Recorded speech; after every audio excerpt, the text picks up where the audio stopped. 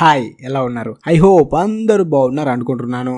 Red dog ఈ movie చాలా బాగుంటుంది. వీడియో లాస్ట్ వరకు చూడండి. వీడియో మీకు నచ్చినట్టయితే ప్లీజ్ వీడియోని లైక్ చేసి ఛానల్ ని సబ్స్క్రైబ్ చేసుకోండి. మూవీ స్టార్టింగ్ లోనే రెండో ప్రపంచ యుద్ధాన్ని చూపిస్తారు. అక్కడ ఉన్న ఒక సోవియట్ యూనియన్ ఆఫీసర్ 2 డాగ్ పిల్లల్ని తీసుకొని మిలిటరీ ట్యాంక్ కిందకి విసిరేస్తాడు. దాంతో వాటి అమ్మ వెంటనే పరిగెట్టుకుంటూ ఆ మిలిటరీ ట్యాంక్ కిందకి వెళ్తుంది. నిజానికి ఈ ఆఫీసర్ చెయ్యాలనుకుంటుంది ఏంటంటే ఈ డాగ్స్ సహాయంతో వాళ్ళ శత్రువు అయిన జర్మనీ ట్యాంక్స్ కిందికి వాళ్ళ డాగ్స్ ని పోనిచ్చి మొత్తం ట్యాంక్స్ నే బ్లాస్ట్ చేయాలి అనుకుంటాడు. కానీ ఇలా చేయడం వల్ల ఆ డాగ్స్ ని తీసుకువచ్చిన వాటి ఓనర్స్ కి అస్సలు నచ్చదు. దాంతో అందరూ అనుకుంటారు ఈడితో అయ్యే పనులే కావు, ఈ నా కొడుకు ఎదుటివారిని నాశనం చేయడం కోసం మన డాగ్స్ ని అడ్డు పెట్టుకుంటున్నాడని వెంటనే వాళ్ళ డాగ్స్ ని తీసుకొని అక్కడి నుంచి వెళ్లిపోతూ ఉంటారు. కానీ అప్పుడే ఆ ఆఫీసర్ అక్కడికి వచ్చి, యారా యాడికి పోతున్నారు? మీ డాగ్స్ ని తీసుకొని ఇక్కడి నుంచి ఎవడైనా వెళ్ళిపోయాడంటే ఆ డాగ్ ప్లేస్ లో మీరు ఆ ట్యాంక్స్ కిందికి వెళ్లాల్సి ఉంటుంది, లేకపోతే మీరు ఆర్మీలో జాయిన్ అయ్యి దేశానికి సేవ చేస్తూ ప్రాణాలు కోల్పోవాలి అంటాడు. దాంతో డాగ్స్ ఓనర్స్ చాలా భయపడతారు. ఈడు అన్నంత పని చేసేలా ఉన్నాడు అని తను చెప్పినట్టు చేయడానికి ఒప్పుకుంటారు. ఇక తర్వాత డాగ్స్ ట్రైనింగ్ స్టార్ట్ అవుతుంది. అప్పటి నుంచే ఆ డాగ్స్ కి ఫుడ్ పెట్టడం మానేస్తారు. బాగా ఆకలితో ఉన్నప్పుడు ట్యాంక్స్ కిందికి ఫుడ్ ను విసిరేసి ఆ డాగ్స్ దాని కిందకి వెళ్లేలా చేస్తారు. అలాగే ఈ డాగ్స్ మిలిటరీ ట్యాంక్స్ సౌండ్స్ విని చాలా భయపడతాయి. అందుకే అవి అలవాటు పడ్డం కోసం తెల్లవార్లు ఇంజన్లని ఆన్ లోనే ఉంచుతారు.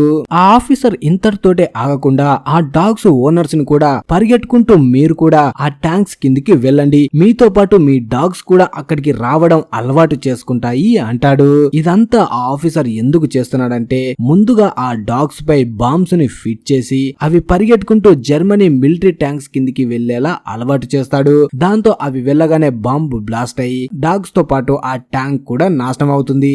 ఇక్కడే వాల్కో అనే వ్యక్తి కూడా ఉంటాడు. తన డాగ్ ప్రిన్స్ అంటే తనకి చాలా ఇష్టం. అందుకే తను ఈ తెలివి తక్కువ ఆఫీసర్ వల్ల తన డాగ్ ని తన చేతులతో చంపేసుకోవడం ఇష్టం లేక అందరూ క్యాంప్ లో పడుకున్న తర్వాత తన డాగ్ ని తీసుకొని వాల్కో పారిపోతూ ఉంటాడు.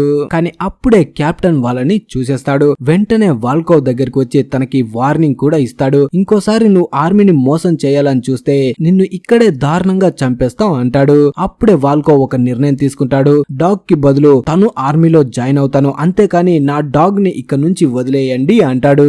తను ప్రాణంగా చూసుకున్న డాగ్ కోసం తన ప్రాణాల్ని ఇవ్వడానికి కూడా వాల్కో సిద్ధపడతాడు. వీళ్ళ ఇద్దరి మధ్య ఇంత బాండింగ్ ఎందుకు ఉంది అనేది ఎవ్వరికీ అర్థం కాదు. నిజానికి వాల్కో ఇంతకు ముందు ఆర్మీలో ఒక పైలట్ గా వర్క్ చేసేవాడు.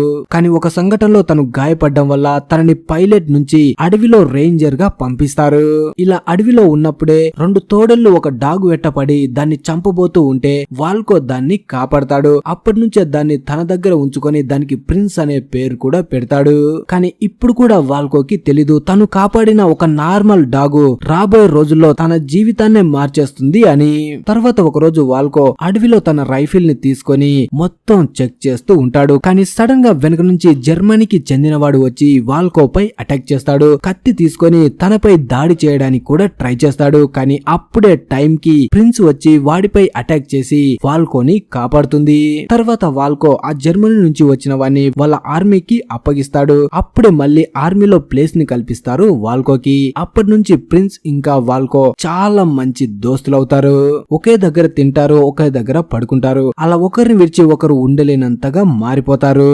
కానీ అనుకోకుండా సడన్ గా రెండో ప్రపంచ యుద్ధం స్టార్ట్ అవగానే జర్మనీ నుంచి వాళ్ళ దేశాన్ని కాపాడుకోవడం కోసం వాల్కో ప్రిన్స్ ని తీసుకొని ఆ యుద్ధంలో పాల్గొంటాడు. ఈ దాడిలో వాల్కో గాయపడ్డం వల్ల తనని క్యాంప్ లోనే ఉండి యుద్ధంలో గాయపడ్డ వాళ్ళని క్యాంప్ దగ్గరే ఉండి చూసుకోమని డ్యూటీని అప్పగిస్తారు. అలా యుద్ధం కొనసాగుతూ ఉంటుంది. ఒకరోజు వాల్కో డాక్టర్ తో మాట్లాడుతూ ఉన్నప్పుడే సడన్ గా జర్మనీ బాంబర్ వచ్చి వాళ్ళ క్యాంప్ పై అటాక్ చేస్తాడు.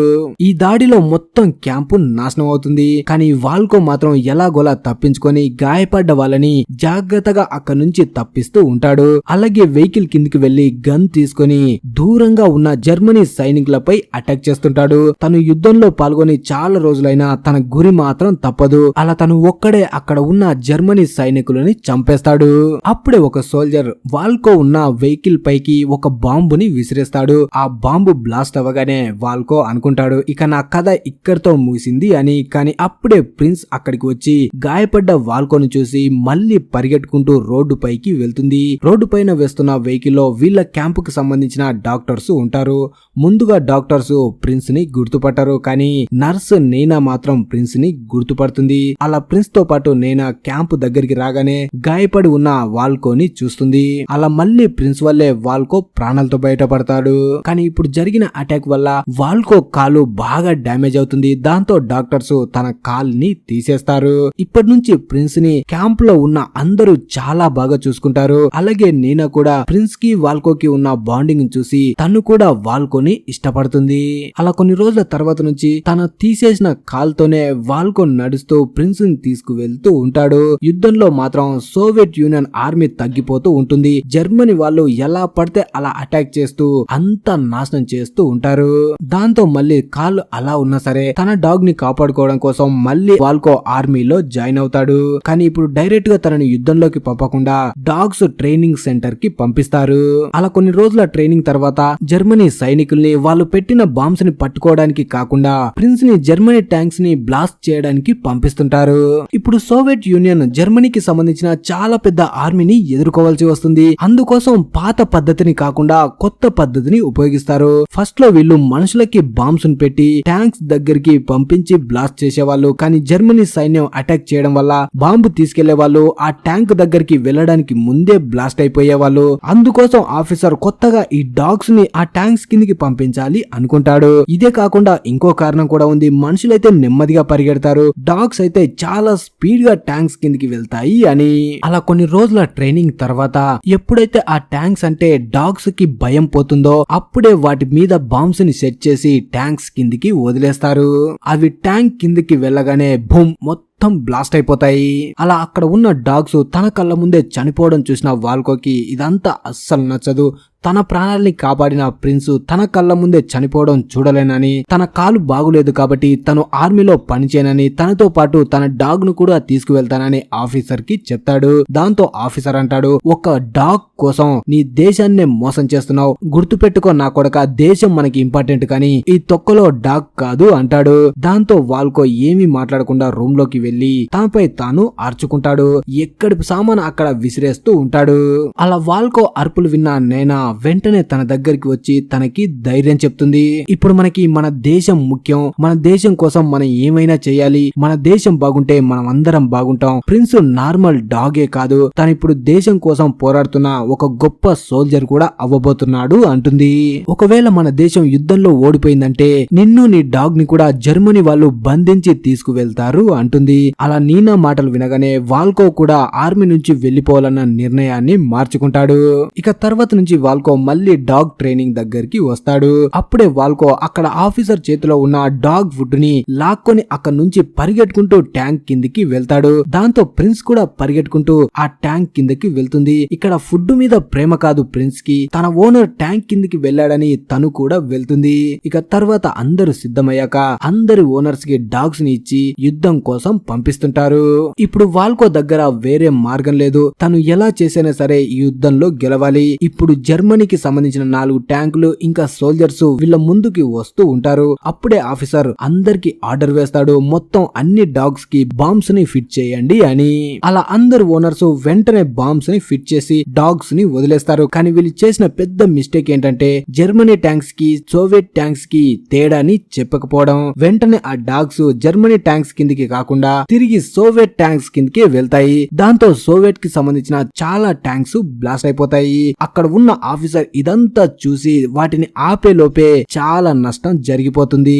ఇప్పుడు ఈ ఆఫీసర్ కి పిచ్చ కోపం వస్తుంది. వెంటనే డాగ్స్ కి బదులు వాళ్ళ ఓనర్స్ ని ట్యాంక్స్ కిందికి వెళ్ళమని అంటాడు. కానీ ఎలాగోలా చేసి అందరూ కలిసి తనని కూల్ చేస్తారు.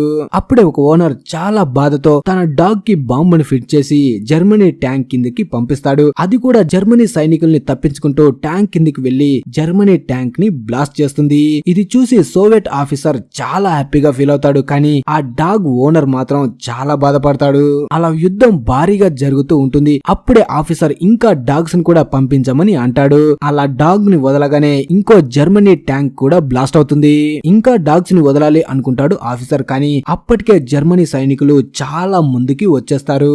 అప్పుడే ఒక ఓనర్ తన డాగ్ ని పంపించడం ఇష్టం లేక తన డాగ్ కి ఉన్న బాంబుని తీసి తన చేతిలో పట్టుకొని జర్మనీ ట్యాంక్ వైపు పరిగెడుతూ ఉంటాడు. కానీ డాగ్ అంతా స్పీడ్ గా పరిగెట్టలేడు కాబట్టి తను వస్తున్నప్పుడే జర్మనీ సైనికులు తనని షూట్ చేస్తారు. అలా తను కింద పడిపోతాడు. అప్పుడే ఒక ఆఫీసర్ తనని కాపాడడానికి చాలా ట్రై చేస్తాడు. కానీ తనకి కూడా బుల్లెట్లు తగులుతాయి. అప్పుడే ఆ బుల్లెట్ తగిలిన ఆఫీసర్ ఆ బాంబుని అలాగే చేతిలో పట్టుకొని జర్మనీ ట్యాంక్ కిందకి వెళ్లి ట్యాంక్ ని బ్లాస్ట్ చేస్తాడు. అలా ఆఫీసర్ దేశం కోసం తన ప్రాణాల్ని వదిలేసినందుకు మొత్తం సోవియట్ సోల్జర్స్ కి మంచి ఊపొస్తుంది.